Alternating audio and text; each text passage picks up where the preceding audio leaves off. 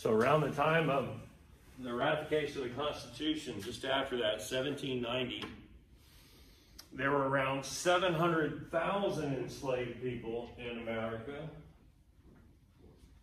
And the northern states are in the process of abolishing slavery, so the vast majority of those people will be in the southern state.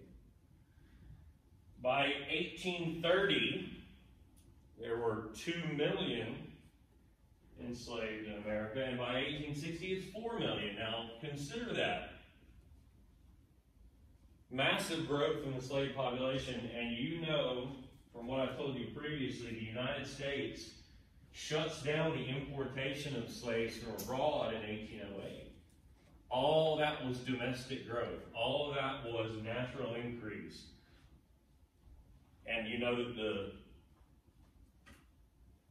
slave South expands, of course, west into Alabama and Mississippi and Louisiana. You know, there are slave markets there. You know, that from the old tobacco and rice growing regions, planters are selling off slaves by the hundreds and thousands into those new areas, and the slave population increases obviously dramatically. In that new cotton kingdom that we talked about, in the deep South, it's different from how slavery had looked in the upper South before, and even in the lower South rice country where slavery functioned on the task system. Here, this is the gang labor system, generally speaking. We're talking about cotton plantations, meaning rather than having a set number and type of tasks to perform each day, field slaves generally worked from sun up to sundown, period, and had significantly less quote-unquote free time than slaves we were talking about in the task system in the days before in the old South. They did have evenings at least to plant their gardens, to sit and play music, often on instruments from the old country from Africa, such as banjos. They did have Saturday evenings reserved for special gatherings and for fellowship. Holidays, generally, there would be a celebration of sorts in the slave quarters, often with, you know, double rations of meat and such from the master, perhaps even, depending on when and where, with some alcohol to drink, again, this being on holidays. In the slave quarters, generally in the back of the plantation where slave families lived in one-room huts or cabins, generally arranged in rows. Of course, as we mentioned before, when we looked at slavery in the charter generation, some slaves worked in the big house as servants, as cooks, as personal attendants, generally living either in the slave quarters or in some sort of back part or underground basement part of the big house, where they sort of remained out of sight, doing the work that made the big house run, unless they were to be attending to guests or entertaining perhaps guests. They had some advantages in terms of food and clothing, but of course, as I mentioned before, again, we're talking about the charter generations, that they're also under the watchful eye of the master and the mistress at all times, which could be particularly troublesome or dangerous for slave women, as we've mentioned. And of course, on any given plantation, some slaves worked as artisans, as craftsmen, as stable hands, as slave drivers of other slaves, as carriage drivers about town and such. So the jobs on any large plantation were myriad and varied. What about slave religion? Well, it could be syncretic, as we say, syncretized, an amalgam, a mixing sometimes of Christianity and elements of existing African beliefs that had survived down through generations. The most obviously syncretic examples that we have would be voodoo and its cousin, hoodoo, associated with the either Catholic or Protestant strains of Christianity, and the mixing of those with certain elements of West African animist or spiritualist beliefs, in which people maintain belief in a supreme being, a god, but also prayed to and made offerings to a number of lesser gods known in the voodoo religion as Loa. And you would have priests and priestesses known as hunguns and mambos that would be the go-betweens between believers, followers, and those Loa, each of which is associated with forces of nature, parts of your life, things that would be of interest to you. And they are what we call anthropomorphized, as in they're ascribed human characteristics. You know, certain Loa had certain personalities, and they desire different things in terms of offerings that you would give to them, and so on. For example, the Papa Legba, may appreciate, a glass of wine or a cigarette or, a piece of salt pork or something.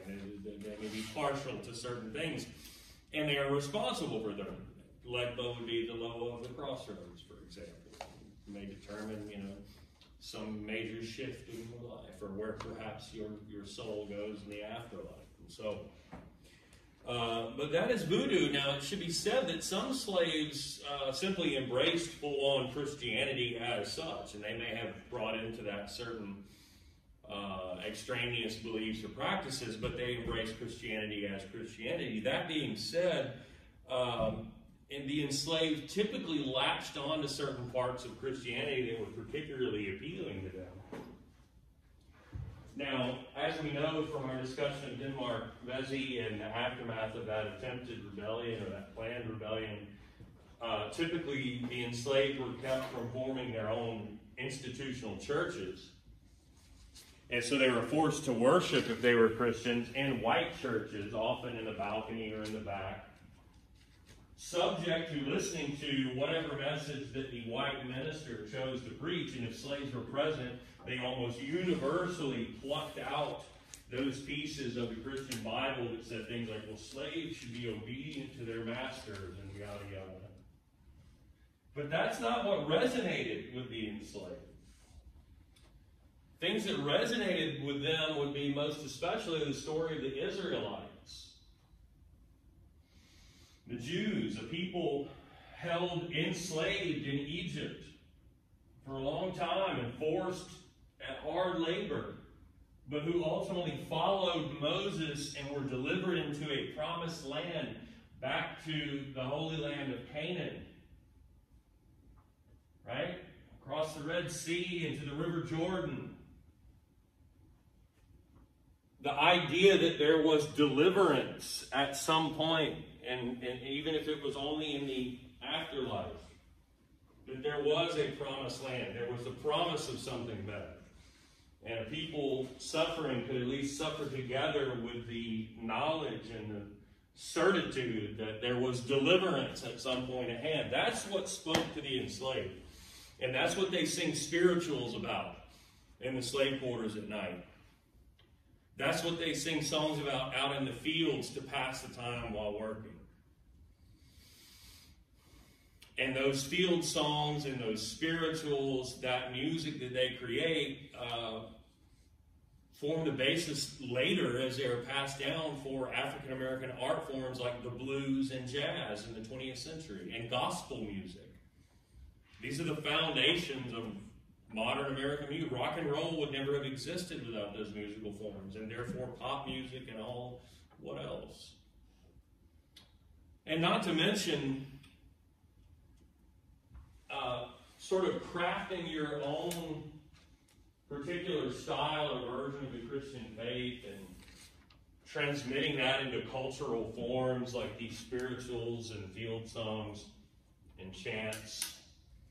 That could be considered, like we talked about before, a form of everyday resistance, of rejecting the notion of your commodification and Instead, holding fast to your own humanity and the idea of your soul's deliverance, and by the way, the equality of souls in the afterlife. You may be held as a slave in this life, but in your belief, in your system of faith, you understand that your soul will be held in equality in heaven. Those forms of expression and those belief systems are kinds of everyday resistance which we consider alongside the things we mentioned before in our discussion of the charter generations, like refusing to work, pretending to be sick, pretending to be crazy, engaging in arson or theft on the plantation, or sabotaging things when no one is looking, and so on.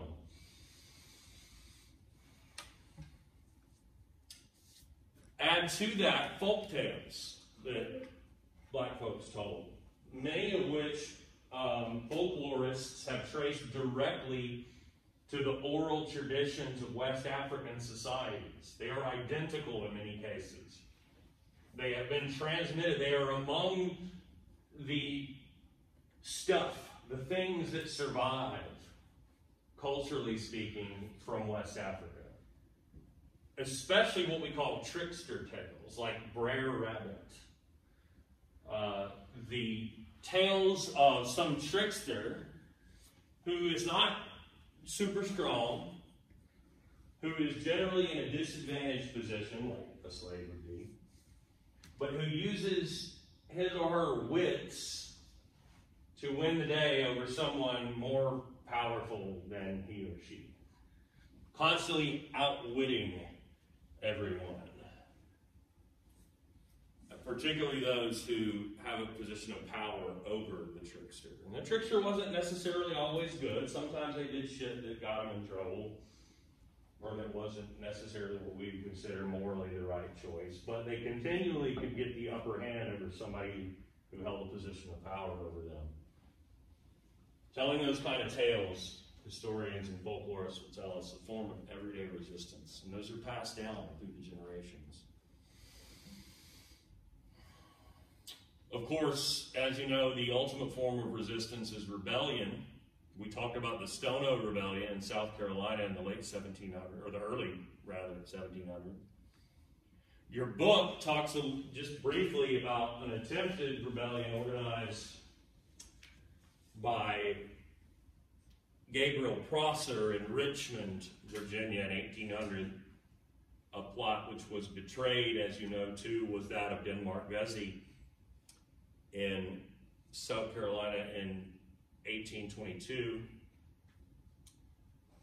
And then there is Nat Turner, 1831, southeastern Virginia.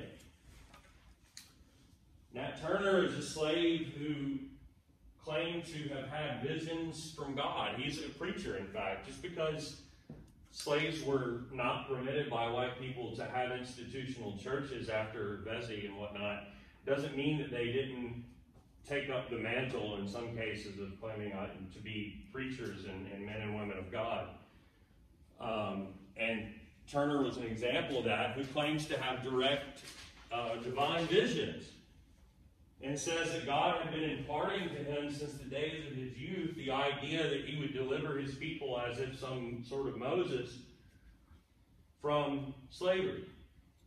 And he acts upon that in 1831 in somewhat similar fashion to what they did at Stono, with one particular difference. The similarities being that they were able to steal some guns and begin going plantation to plantation, killing the white people in their sleep and freeing the slaves. The difference being, if you'll recall, those men who rebelled at Stono were attempting simply to get to Spanish Florida, to Fort Mose, to the Maroon community there, and escape. Nat Turner is trying to do what had happened in Haiti and French Saint-Domingue in the Caribbean, and engage in an outright slave revolution, to build a slave army and to overthrow the entire order. And they killed something like, 75 people before eventually a militia the following day is raised. I think Nat Turner himself eludes capture for quite a while, maybe a couple of months even, but he is eventually tracked down and executed. And the takeaway here is the same as with Stono before and with Vesey. Anytime you see this happen, there is fear, there's panic, there's anxiety, and there's a crackdown. And any kind of quote-unquote freedoms or relative relaxations of the chattel system that we had seen are tightened up or erased. And this is right at, just note, the same time that slavery is about to expand into the Deep South. The time of the birth of the Cotton Kingdom. So in a little bit of a way, we've kind of taken a step back in time here at the end. But this is the order in which your textbook presents it, and so I kind of hewed close to that. That being said, are there any questions? Anything at all? I'm going to stop this in that case, and we'll tack that on. This will be American Slavery Part 2.2.